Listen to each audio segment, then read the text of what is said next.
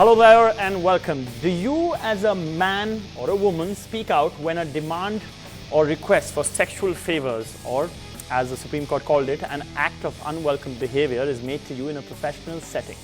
From millions of documented cases, it's said to be hard enough to speak out when an uninvited sexual advance is made to you in public, but it is perhaps even tougher when you start to think, I give in today and tomorrow I might get something for this.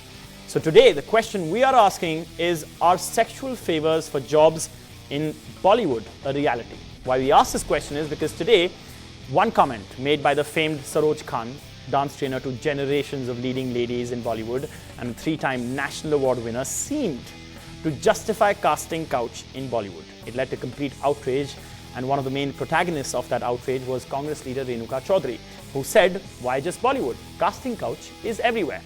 While that is the focus of our show, we are also focusing on what else has kept people online today. What is trending today? Well, a very sad case. A class 11 student was picked up by a classmate who offered to drop her home and gang raped for hours inside a moving car last week. Where did this happen? Believe it or not, in the outskirts of Delhi in Greater Noida. And also, the Trump administration, what is it up to now? Well, it's planning to end allowing spouses of H-1B visa holders to work legally in the United States. A top federal agency officially has told lawmakers. How will this affect many Indians out there in America? And also, what we've already told you, what is trending and has been trending for most part of this day is what Congress's Renuka Chaudhary has reacted to what Saroj Khan said, that casting couch is really everywhere and the parliament is not immune. So what really happened today? What really happened that brought us to where we are right now?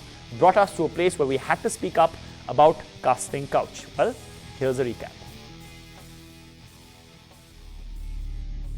तुम film industry के पीछे क्यों पड़े हो? वो तो रोटी तो भी देती है, रेप करके छोड़ तो नहीं देती है।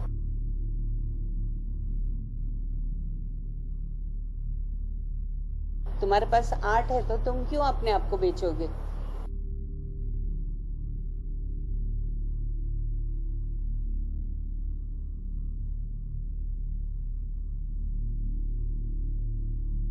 I've never faced it. So if it's there, it's the worst kind.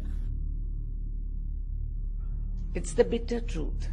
The whole film industry may get up in arms against me. It's not just in film industry also. This happens everywhere. In workspaces, with women, it happens everywhere. So don't imagine that Parliament is immune or some other workspace is immune. It's not. All right, joining me on the show, Anna Vatikard, author and film critic. Simar Motiani, actor who's known for a sports film Khwab and has done many advertisements. Also, Suruchi Suri, a lawyer from the Supreme Court. Nasir Abdullah, who's an actor, perhaps somebody you all are familiar with. Thanks to all of you for joining me on this special episode. I just want to start with what was actually said. First, to simply what Saroj Khan said, and just so that we ensure we don't misinterpret what she said. Why are you targeting the film industry? She said, at least it gives you work and doesn't abandon you after rape. That's what she said. Now, Anna, has her comment been read incorrectly? Some might say she is being rather real.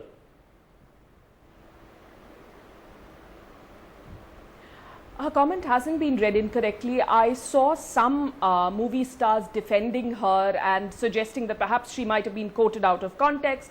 So I went to the net and watched the full video, the entire unedited comment, which is available on the net on some news sites.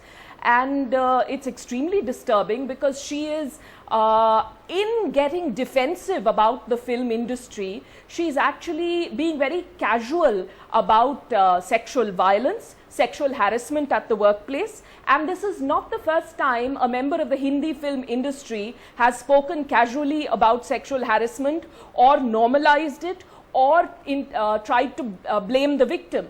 Saroj Khan, this is not about Saroj Khan, this is about an attitude in general. Mandira Bedi had made a bizarre comment a few months ago where she said the casting couch is a two-way street.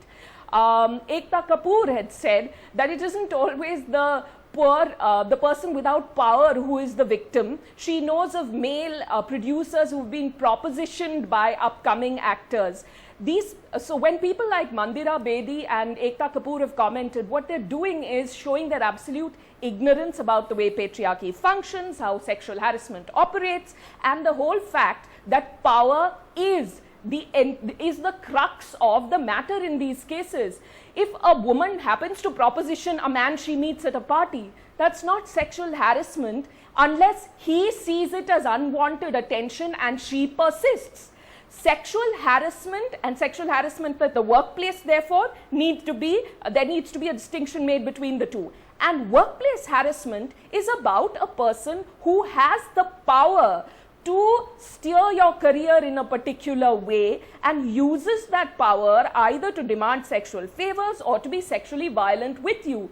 You have to be living under a rock to believe that sexual harassment does not take place in the Hindi film industry. Why just the Hindi film industry? She's saying that it does. Sexual harassment takes place in film industries across the world and in industries across the world. Okay. The problem with Saroj Khan's comment is that she basically was casual in her comments about sexual harassment. She didn't say it doesn't happen.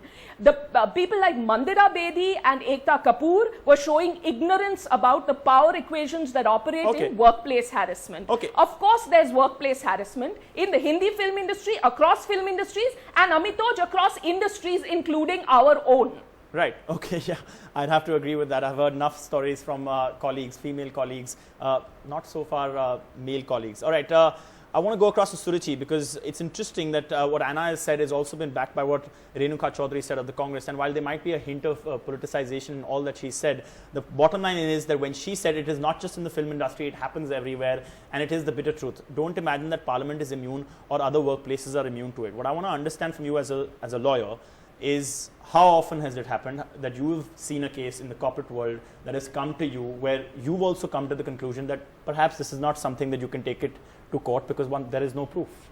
I mean, and that's a big problem. That is a big problem.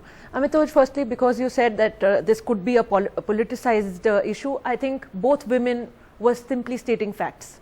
Saroj Khan was stating facts, coming from her industry. It's a dirty secret that she let out.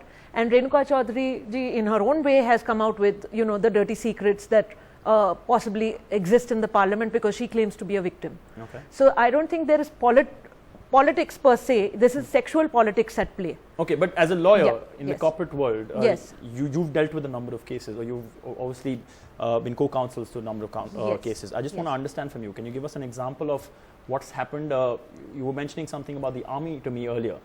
Yes, I have, I was discussing with you that this is not endemic to any one particular industry or one particular profession. I have seen, unfortunately, women being offered by their husbands for sexual favors to senior colleagues or seniors in the army. Okay. Yes, I mean, it's just a little hushed up affair, where it's just the done thing. Okay, and specifically in the corporate world, when a case comes to you, is the law ready for these cases? Does the law give confidence to the complainant? The law does. In fact, with the new act, we have the internal complaints committee at every workplace. It's supposed to be there.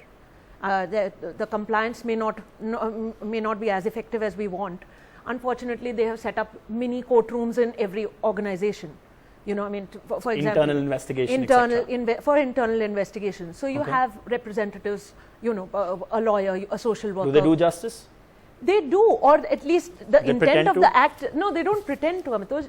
It's just that the intention is all there. The law in its letter and spirit is all there and very fine.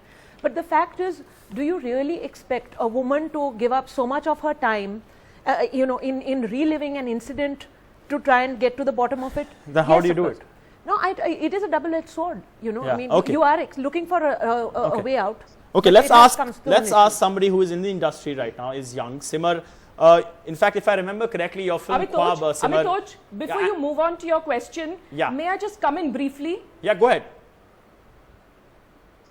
a quick word because, a quick word, Amitoj, which is that, just to respond to the comment made by your legal expert, which is that we cannot equate Renuka Chaudhary's comment with Saroj Khan's comment. There was a casualness and a very condemnable casualness with which it's the tone that you refer to. Saroj Khan spoke. Point, the way point she noted. said, I think Suruchi agrees with that. At least Bollywood they don't rape women and then leave them. Renuka Chaudhary, on the other hand, was being critical of sexual harassment. Very important for us to make that distinction. Okay, made. Point taken. Thanks so much for that. All right, Simar, in your film Khwab, you essayed a role where I think the coach made sexual advancements at you, and correct me if I'm wrong because it's been a while. But I just want to ask you specifically about the time that you spent in the industry as an actor and what happens. Tell us some of those stories that are untold many a time.